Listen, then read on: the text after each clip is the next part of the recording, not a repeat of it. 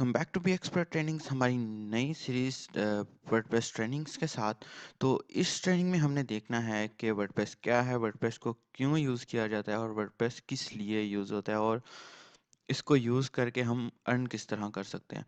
तो ये सबसे पहली वीडियो है। मैं कोशिश करूँगा कि इस ट्रेनिंग को जितना शॉर्ट हो सके उतना करूँ और जितना ब्रीफली मैं एक्सप्लेन करूँ कर सकूँ उतना करूँ।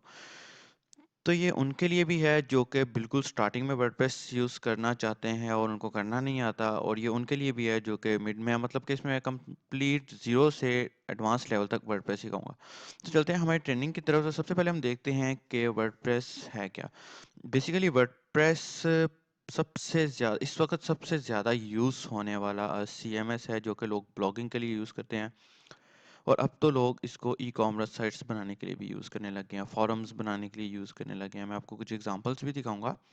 तो ये वर्डप्रेस एक बहुत ज़्यादा यूज़ होने वाला है। इवन फ्रीलांसिंग में सबसे ज़्यादा जिस पर काम मिलता है उनमें एक प्लेटफॉर्म कह लें या एक स्किल कह लें, वर्डप्रेस भी है। मतलब कि अगर आपको अच्छा सा वर्डप्रेस आता है, अच्छी आपकी स्किल्स हैं वर्डप्रेस में, तो आप आसानी से जो है पैसे कमा सकते हैं एज अ फ्रीलांसर। ठीक हो गया। तो वर्डप्रेस इस वक्त सबसे ज़्यादा जो है ना वो ब्लॉगिंग में यूज़ होता है या ई कॉमर्स में यूज़ होता है, जो इस वक्त यूज़ हो रहा है। ठीक हो गया। उसके अलावा हम बात करते चलेंगे वर्डप्रेस में होता ही है कि वर्डप्रेस में दो सेक्शंस होते हैं। एक वो जो गेस्ट सेक्शन होता है जिसमें विजिटर आता है, दूसरा सेक्शन वो होता है जो एडमिन सेक्शन होता है कि जिसमें लोग जो एडमिन होता है वो अपनी साइट को हैंडल करता है कि उसमें विजिटर्स कितने आ रहे हैं या उसके अंदर हमने प्लगइन कौन सा ऐड किया है या हमने पेजेस कौन से बनाए हैं, हम ड्रैग एंड ड्रॉप करके। मतलब कि इसमें कोई टेक्निकल काम नहीं है।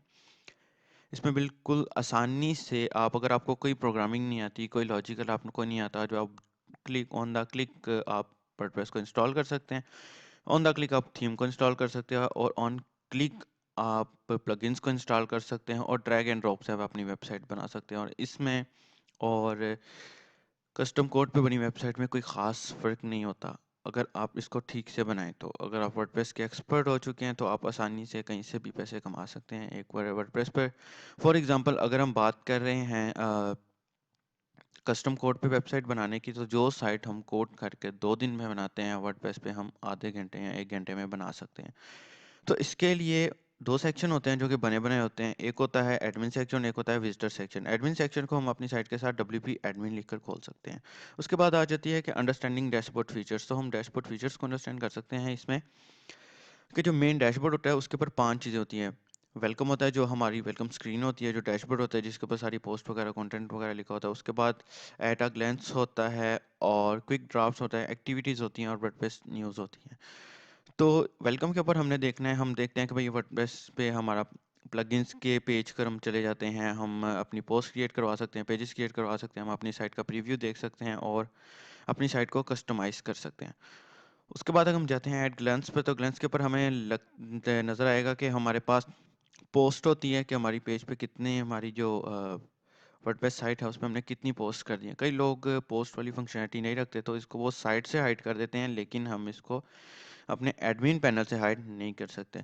तो अभी वर्डप्रेस के डेली बाय डेली वर्जन्स भी चेंज होते रहते हैं, तो डिपेंड करता है कि हम कौन सा वर्जन यूज़ करें, लेकिन इनकी फंक्शनैलिटी सेम होती है, जस्ट फीचर्स थोड़े थोड़े एक्स्ट्रा आ जाते हैं। उसके बाद पेजेस हम जितने इस पर मर्जी बनाना चाहे बना सकते हैं, और हर पोस्ट के नीचे या हर हमने किसी ऐसी पेज के नीचे हमने कमेंट की जगह छोड़ी हो तो वहाँ लोग कमेंट भी कर सकते हैं और हम उनका रिप्लाई भी कर सकते हैं, और इसमें कंप्लीट रेस्ट्रिक्शंस भी लग जाती हैं जो कि हम आगे देखने वाले हैं।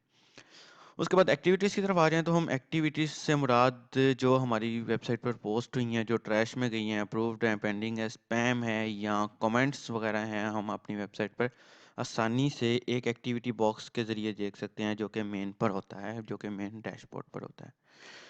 उसके बाद हम आ जाते हैं वर्डप्रेस न्यूज़ पर। वर्डप्रेस न्यूज़ से मुराद वो न्यूज़ नहीं है जो कि हमने अपलोड करनी है, वो न्यूज़ है जो कि वर्डप्रेस की तरफ से आती हैं, जो कि वर्डप्रेस की तरफ से न्यूज़ेज़ आती हैं, जो कि वर्डप्रेस की तरफ से अपडेट्स आती हैं, या कोई वर्डप्रेस में एरर आ जाए या प्लगइन में एरर आ जाए उसको ठीक करने के लिए होता है।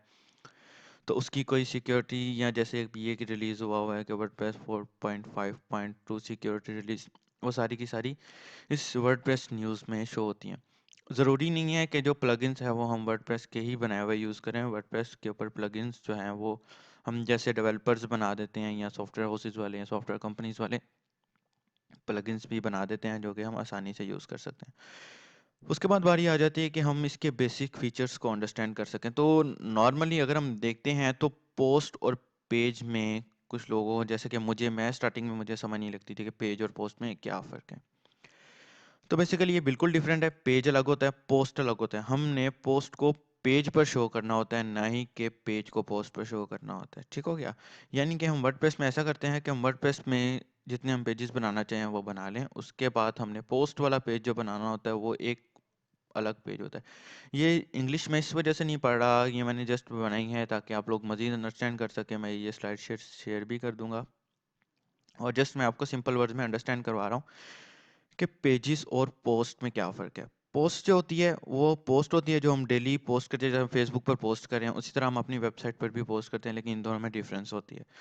और जब पेज की बात करें तो पेजेस अलग अलग होते हैं, हम जितने चाहें पेजेस बना सकते हैं और जिस जिस पेज पर अगर हम कैटेगरीज के हिसाब से भी पोस्ट शो करवाना चाहते हैं उस तरह भी करवा लें। अगर हम ब्लॉग का अलग से पेज रखना चाहते हैं तो हम वो भी रख सकते हैं। उसके बाद बारी आ जाती है परमालिंक्स की। परमालिंक्स थोड़ा सा जो है क्रिटिकल सा टॉपिक है। इसमें परमालिंक से मुराद है कि हम अपनी वेबसाइट का या हम अपनी पोस्ट का या हम अपनी पिक्चर का फेसबुक से या फेसबुक पेज का लिंक शेयर करते हैं ना, तो इसी तरह हमारी वेबसाइट के भी लिंक्स होते हैं। ठीक है? लाइक फॉर एग्जांपल यहाँ हम एक एग्जांपल लेते हैं। या अगर हम अपनी एक एग्जांपल लेते हैं ब्राउज़र से। ठीक है ना? अगर हम ब्राउज़र से अपनी एक एग्जांपल लेते हैं तो वहाँ से हमें पता लग जाएगा, हमें अंदाज़ा हो जाएगा मज़ीद के क्या। अब ये देखिए, ये है एक लिंक। मैं जाता हूँ phplearners.com पे। phplearners हमारा फोरम है जो कि पहला फोरम है पाकिस्तान का और जो है जो PHP पर है। ठीक है? तो इससे भी जो है नॉलेज हासिल करें। अब ये हो गया लिंक। मैंने यहाँ टॉपिक पे सिलेक्ट किया तो ये आगे इसका एक लिंक बन गया, एक URL बन गया। अब फॉर एग्जांपल मैं यहाँ जाके मैं किसी भी चीज़, ये जस्ट आपको एग्जांपल दे रहा हूँ। ठीक है? कोई इतना मसला नहीं।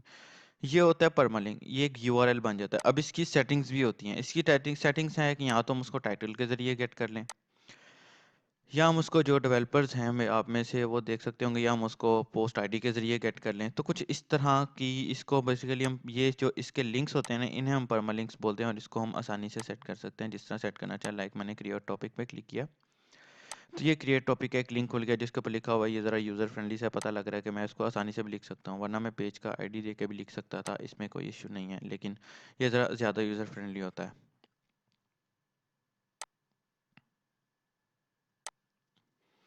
तो ये थी बात हमारे परमालिंक्स की कि परमालिंक्स क्या होती हैं। हम यानी कि ये जैसे फॉर एग्जांपल दिया हुआ है, साइट के साथ हम पोस्ट का नाम दें, जैसे यूज़र नेम देते हैं तो फेसबुक पर हमारी आईडी शो हो जाती है। इसी तरह हम पोस्ट का नाम दें या पोस्ट की आईडी दें, जो हम शो करना चाहते हैं वो करें और हमें यहाँ शो हो जाएगा। हमारी पोस्ट या हमारी जो रिक्वायर्ड चीज़ होती है वो शो हो जाएगी। उसके बाद आ जाती है कंटेंट विजिबिलिटी। तो वर्डप्रेस कंप्लीट आपको एक्सेस देता है कि कंटेंट किससे विजिबल होना चाहिए, किसे विजिबल नहीं होना चाहिए। यूज़र्स के आपकी साइट पे रोल्स क्या है, वो किस तरह कर सकते हैं, आपने अपने कंटेंट को पब्लिक रखना है या प्राइवेट रखना है, या अगर आपने एक ऐसा कंटेंट है जो कि जो रजिस्टर्ड यूज़र्स नहीं हैं उनके लिए रखा हुआ है और जो रजिस्टर्ड यूज़र्स हैं उनके लिए रखा हुआ है। मतलब कि एक ऐसा कंटेंट हिडन रखा हुआ है कि रजिस्टर्ड करेंगे तो ही शो होगा, तो उसके ऊपर हम पासवर्ड ज़ाहिर सी बात है लगाएंगे। तो उस पासवर्ड कनेक्टिविटी वाला भी इसमें कंप्लीट फंक्शनैलिटी होती है, हमें ड्रैग एंड ड्रॉप से मिल जाती है, हमें कोई भी कोड नहीं करना पड़ता। उसके बाद आ जाती है हमारी मल्टी पेजेस पोस्ट की। ये मैं पहले भी बात कर रहा था, मैं आपसे दोबारा यही बात शेयर करूंगा कि पोस्ट और पेजेस अलग हैं। अब मल्टी पेज पोस्ट से मुराद है कि एक पोस्ट को अलग अलग पेजेस पर शो करना। लाइक हमारे पास एक ऐसा पेज है जिसके ऊपर तमाम पोस्टें शो हो रही हैं, फिर एक ऐसा पेज है जिसके ऊपर सिर्फ एजुकेशन की कैटेगरी की पोस्ट हो रही है, फिर एक ऐसा पेज है जिसके ऊपर हमें सिर्फ लर्निंग की कैटेगरी की पोस्ट हो रही है। तो मतलब कि हम कैटेगरीज के हिसाब से भी अपनी पोस्ट को वहाँ मैनेज कर सकते हैं। इससे मुराद मल्टी पेजेस पोस्टिंग है। इसकी मजीद अगर हम एग्जांपल लेते हैं तो फॉर एग्जांपल अगर हमारे पेजेस पर पोस्ट शो हो भी रही है, ठीक है, हम उसको क्लिक बाय क्लिक हम आसानी से उस पोस्ट को ओपन कर सकते हैं। उस पोस्ट को ओपन करने के बाद फिर वो सिंगल पेज पोस्ट बन जाती है। ठीक है? यानी कि हम पोस्ट को कैटेगरी वाइज पेजेस पर भी शो कर सकते हैं और सारी की सारी पोस्ट एक ही पेज पर भी शो कर सकते हैं। उसके बाद हम बात करते हैं क्रिएटिंग न्यू पोस्ट। पोस्ट को क्रिएट करने के लिए हमें डैशबोर्ड में पोस्ट में जाकर ऐड न्यू पर क्लिक करके हमें पोस्ट क्रिएट करनी पड़ती है और इसकी हम प्रैक्टिकल हम अपने नेक्स्ट लेक्चर में करेंगे। पोस्ट को क्रिएट हम आसानी से इसमें कर सकते हैं जैसे हम फेसबुक पर पोस्ट क्रिएट करते हैं। बस मैं पहले भी बता चुका हूँ और अभी बता रहा हूँ कि फेसबुक की पोस्ट का इंस्टाग्राम की पोस्ट वगैरह का फ़र्क है। एक ब्लॉग की पोस्ट में फ़र्क होता है। ठीक हो गया, ये थोड़ी-सी प्रोफ़ेशनल होती है। उसके बाद हम बात चलते हैं तो ऑप्टिमाइज़ पोस्ट आ जाता है। हम अपनी पोस्ट को ऑप्टिमाइज़ कर सकते हैं कैटेगरी वाइज़, जिसमें हम मीडिया फाइल्स यूज़ कर सकते हैं और अपनी पोस्ट के फीचर्स भी ऐड कर सकते हैं। ये बिल्कुल सिंपल होता है। उसके बाद आ जाता है कि अगर हमने अपनी फीचर इमेज डालनी है, जैसे फीचर इमेज से मुराद जैसे थंबनेल होता है, यानी कि जैसे हमने यूट्यूब पर वीडियो अपलोड की, जैसे मैं यूट्यूब पर वीडियो अपलोड करता हूँ, तो वीडियो अपलोड करने के साथ जो थंबनेल होता है वो उसकी फीचर इमेज होती है। तो इसी तरह हम अपनी हर पोस्ट पे अपना फीचर इमेज भी शो कर सकते हैं, जो कि वर्डप्रेस हमें अलाउ करता है, हम अपनी मर्ज़ी से बनाकर शो कर सकते हैं। उसके बाद बारी आ जाती है क्रिएटिंग न्यू पेजेस की, कि हम नए पेजेस किस तरह बना सकते हैं। हम वर्डप्रेस पर कई जो है पुराने वर्जन्स थे, उन पर वर्ड पेजेस बनाने की एक लिमिट होती थी, लेकिन अब ऐसा नहीं है। एडमिन पैनल में मेन्यू है पेज का, उसमें हम जाकर जितने मर्ज़ी पेजेस आसानी से बना सकते हैं। कोई हमारे लिए मसला नहीं होता। पेज को ड्राफ्ट में सेव करना है, हाइड करना है, डिलीट करना है, ट्रैश में जाना है, तो वो बिल्कुल आसानी से वन क्लिक पर सेव हो जाता है। उसके बाद बारी आ जाती है इंस्टॉलिंग प्लगइन की। इंस्टॉलिंग प्लगइन से पहले ज़रूरी है कि हम ये देख लें कि प्लगइन यूज़ क्यों होता है। मोस्टली फंक्शनैलिटीज़ को हटाने के लिए, लगाने के लिए हमें वर्डप्रेस में प्लगइन्स यूज़ करने पड़ते हैं। प्लगइन्स अलग-अलग कंपनीज़ बनाती हैं, कुछ वर्डप्रेस ने अपने भी बनाए हुए हैं, कुछ बिल्ट इन प्लगइन्स उसमें मौजूद होते हैं, तो हम इस तरह यूज़ करें। जैसे फॉर एग्ज़ाम्पल मैं एक साइट बनाई हुई है, उसके ऊपर मैं अपनी कोई चीज़ सेल करना चाहता हूँ, तो वर्डप्रेस इस चीज़ की फंक्शनैलिटी नहीं देता, फिर उसके लिए हमें प्लगइन यूज़ करना पड़ता है, जो कि हमने डाउनलोड करके इसके अंदर अपलोड करना होता है। कोई भी इसमें रॉकेट साइंस नहीं होती है, हम आसानी से कोई भी प्लगइन अपलोड या डिलीट कर सकते हैं। जैसे हम कोई फॉर्म बना रहे हैं या कोई प्रोफाइल साइट बना रहे हैं, तो उसमें हमने पोर्टफोलियो का प्लगइन लगाना है, तो फिर हम आसानी से उसके अंदर लगा सकते हैं। उसके बाद बारी आ जाती है कि रोल्स की। यूज़र्स के रोल्स क्या हैं उसमें? जैसे कि हमने, जैसे फॉर एग्ज़ाम्पल हमारा एडमिन पैनल, ज़ाहिर-सी बात है, हम एडमिन पैनल में हमें यूज़र्स बनाने की ज़रूरत होती है, कि अगर फॉर एग्ज़ाम्पल मैं एक एडमिन हूँ, तो मैं क्या चाहता हूँ कि एक बंदा मैं एडिटर रखूँ जो कि जस्ट कंटेंट राइटिंग करे मेरी वेबसाइट पर, तो उसको मैं एडिटर की पोस्ट दूँगा, ऑथर की पोस्ट दूँगा, कंट्रीब्यूटर की पोस्ट दूँगा, सब्सक्राइबर की पोस्ट दूँगा। तो इस लिहाज से वर्डप्रेस ने हमें टोटल 5 पोस्ट जो है, 5 रोल्स दिए हैं यूज़र के, जो कर सकते हैं हम। एडमिनिस्ट्रेटर होता है जिसके ऊपर कंप्लीट वेबसाइट की एक्सेस होती है, वो वेबसाइट को उड़ा सकता है, जब जो चाहे कर सकता है, वो कंप्लीट एडमिन होता है, ठीक है? इसको हम सुपर एडमिन भी बोल सकते हैं। उसके बाद आ जाती है एडिटर की पोस्ट। एडिटर क्या होता है? एडिटर रोल क्या होता है? एडिटर में जो यूज़र एडिटर होगा, वो जस्ट पोस्ट को मैनेज कर सके, उनको एडिट कर सकेगा, ठीक है? और उनको पोस्ट को अलग-अलग कैटेगरीज़ वाइज़ डिवाइड कर सके। जस्ट मतलब कि पोस्ट की हद तक वो उसको हैंडल कर सकता है, उसके अलावा नहीं। उसके बाद आ जाती है ऑथर। ऑथर होता है, अब ऑथर फॉर एग्ज़ाम्पल आपने असद को ऑथर बनाया, तो असद अपने नाम से पोस्ट कर सकता है, उसके अलावा किसी और का नाम यूज़ नहीं कर सकता। उसके अलावा हमने किसी अली को है, फॉर एग्ज़ाम्पल हमने अली को या मार्क को हमने बनाया है एडमिन, या हमने उसको ऑथर बना दिया है, तो वो अपने नाम से ही पोस्ट कर सकेगा, लेकिन हमारी पोस्ट को एडिट नहीं कर सकेगा। उसके बाद आता है कंट्रीब्यूटर।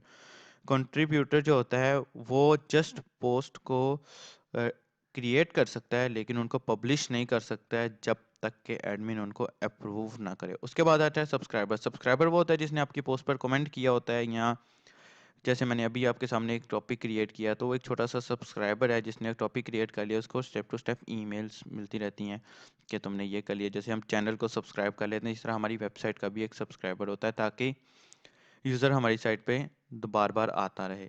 तो ये टोटल 5 इसमें रोल्स होते हैं यूज़र्स के।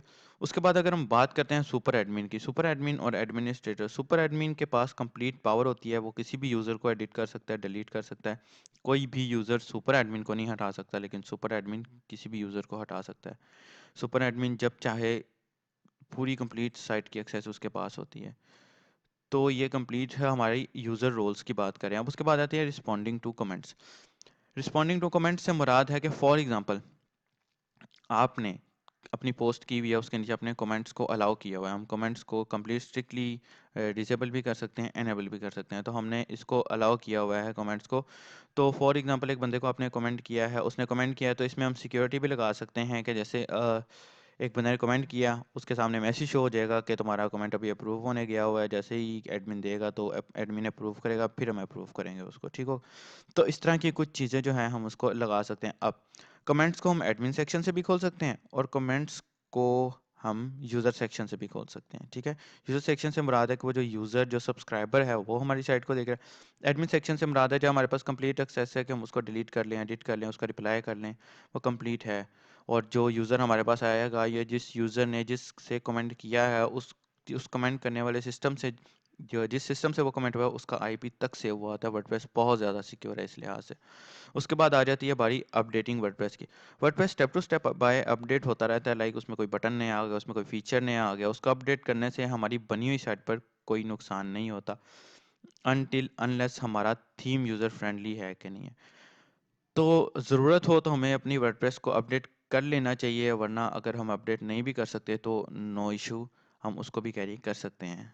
लेकिन हर वर्डप्रेस अपडेट पीएचपी वर्जन के हिसाब से होती है। ये कंप्लीट पीएचपी बेस्ड एक सीएमएस बना हुआ है। जो लोग कोड नहीं सीख सकते हैं, जो लोग कोड नहीं सीखना चाहते, तो वो आसानी से इसके ऊपर वेब डेवलपमेंट कर सकते हैं। हम फॉर एग्जांपल हम अपनी चीज़ को, अपनी वेबसाइट जो है उसके ऊपर वर्डप्रेस की अपडेट आ गई है, हम वर्डप्रेस को अपडेट कर लेते हैं। फिर बाज़ औक़ात ऐसा होता है हमने थीम जो है वो पुराने वर्जन का यूज़ किया होता है, वर्डप्रेस हमारा लेटेस्ट वर्जन का होता है, जिस वजह से उसमें कुछ एरर शो हो जाते हैं। तो उसके लिए जो है वर्डप्रेस क्रोम एक्सटेंशन कीज़ भी प्रोवाइड करता है कि हमें पता लग जाए कि एरर्स क्यों आ रहे हैं। हम वर्डप्रेस के फोरम पर जाके क्वेश्चनिंग भी कर सकते हैं, या हम थीम डेवलपर से रब्ता कर सकते हैं कि ये थीम हमारे इस वर्डप्रेस के वर्जन के साथ प्रॉब्लम कर रहा है, तो इसका क्या हल है, तो आपको बेहतरीन हल बता देगा। तो थैंक यू सो मच, आपने इस वर्डप्रेस के इंट्रोडक्शन वीडियो को देखा। नेक्स्ट वीडियो से हम प्रैक्टिकल स्टार्ट करेंगे। तब तक अपना ख्याल रखिएगा और चैनल को ज़रूर सब्सक्राइब कर लें, और अगर कोई क्वेश्चन है तो पूछ लिएगा। Thank you so much. अल्लाह हाफिज़।